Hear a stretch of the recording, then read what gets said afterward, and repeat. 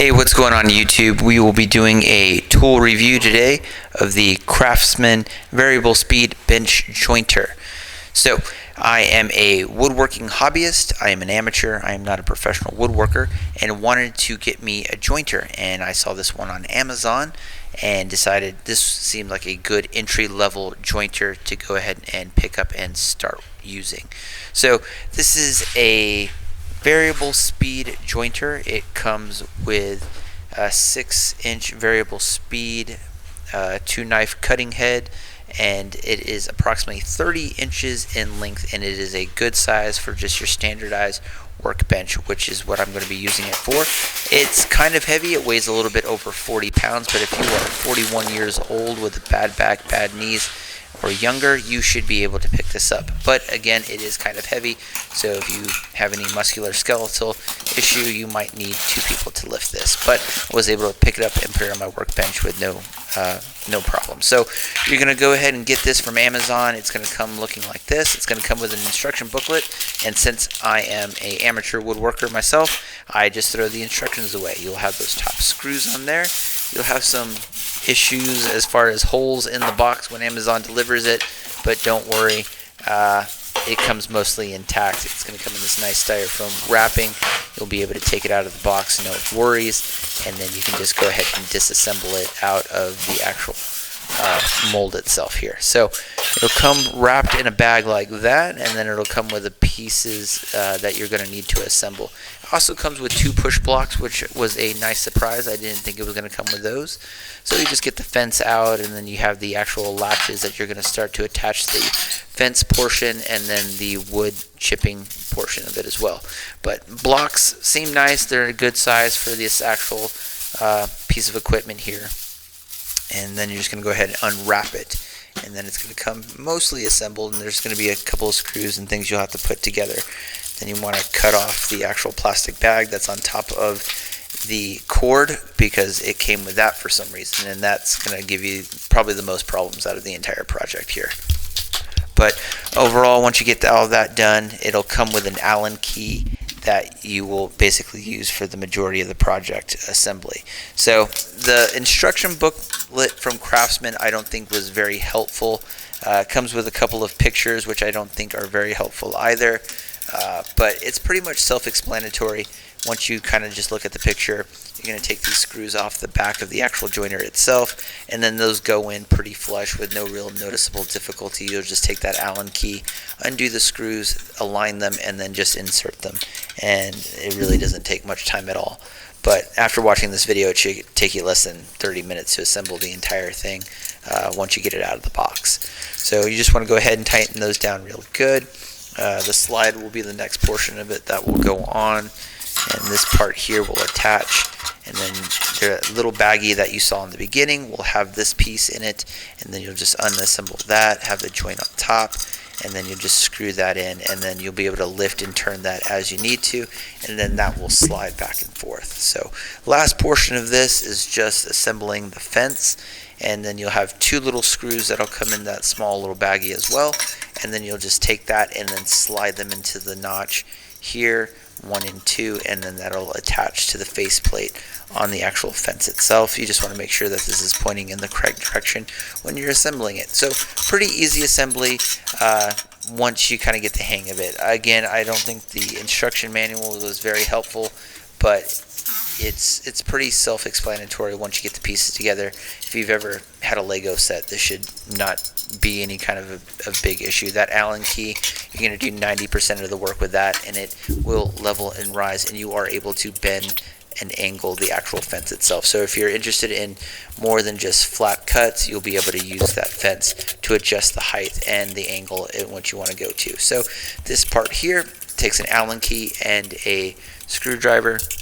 Again, this part pretty easy. Some of the bolts will be notched in a little bit more difficult than others, so you just might have to use some elbow grease to get those popped off.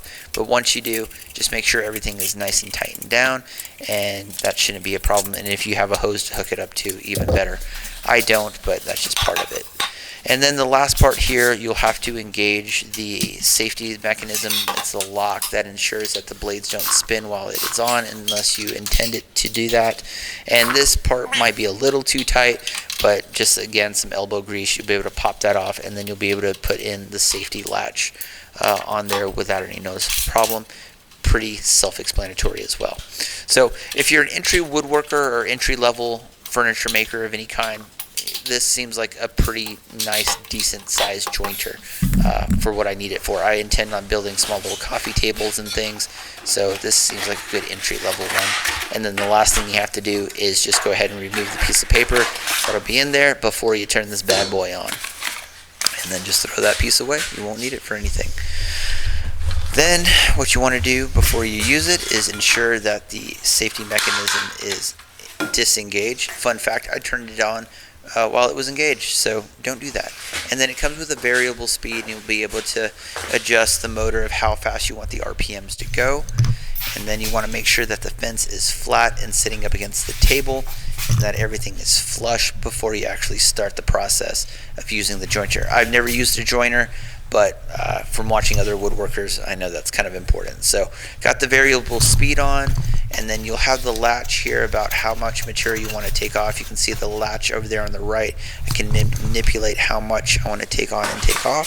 So just as an example, I've got these two pieces of pine board here, and we're going to go ahead and use the jointer to get a nice flush trim line on it so we can adhese these two boards. They're already pretty much together, and these are just scrap pieces of wood I had laying around the shop. And then I'm just going to use this kind of as an example of what to expect. So you turn it on. I got it barely turned up. It's on like level 2, and you just come back, push through. You want to make sure you can adjust the fence, and I probably should have done that for this one. That's what's keeping my hands from going forward on this. But once you get the hang of it, everything goes pretty smooth, pretty flush. Working with pine is very easy, so that's the majority of what my tables will be made out of. But you can see here barely the line and the flush trim there, just nice and straight. Makes a big difference. You can see it in real life, but it's a little bit more difficult to see on film, which I understand. But overall, really good looking joiner. Did exactly what I expected it to do with no surprises. But my recommendation is, if you're going to use more heavy material, clamp this bad boy down. And I know for safety you should never wear gloves, and you should definitely not wear long sleeves around a joiner. Yes, that was a mistake that I made. I will totally take responsibility for that. Again, I am an amateur. I am not a pro. I am a hobbyist. This is pretty much what this piece of equipment is designed for. And yes, don't wear long sleeves around a jointer. But now we're going to get a little bit bigger boards here. These are some 2x4 scraps that I had laying around the shop. And then we're just going to use the joiner on them to kind of show you just how much more material this thing can take. So if you're curious of other pieces of wood, this one might demonstrate a little bit better. And it's a 6-inch cutting surface, so there's a lot more material that you could take down, but just for demonstration purposes, I'm just going to lay this flat and just kind of show the ability of it. But again, we barely had this thing on level 2 when I started to use it, but once it was clamped into the actual vice grips itself on my little workbench table, it worked pretty well. This is a 30-inch table. It weighs about 40 pounds. So it's nice and small for just little projects. And we're not making big pieces of furniture with this. Definitely. So if you're just a regular hobbyist, definitely would recommend this product. And if you're interested, there's a link in the description. In the description, obviously, if you're interested, pick this up on Amazon for about $2.99 plus shipping and tax, a little bit over $300. But you can see there the difference running the jointer through it made, and it's nice and flush, nice and even. Really good piece of equipment, I think. Good entry-level joiner, in my opinion. Again, I've never used one, but just for a hobbyist, I think this is a good piece of equipment that if you needed a joiner, would recommend this piece of equipment here. And then you can see just how small it is, where it fits, and overall, pretty happy with it. from start to finish, and it comes with the 2 push blocks as well, so another good added bonus. But here it is again. It's 30 inches across, 6-inch table as far as cutting surface, and it weighs a little bit over 40 pounds. But if you're a hobbyist, entry level, trying to get something, this is one of the cheaper ones I found. There was one that was about $260, I think, on Amazon, but I wanted to go with this one instead. But overall, pretty happy with it. So hope this was informative. Hope you got something out of it. Go pick yourself up one if you're so inclined. Thanks for watching. Peace.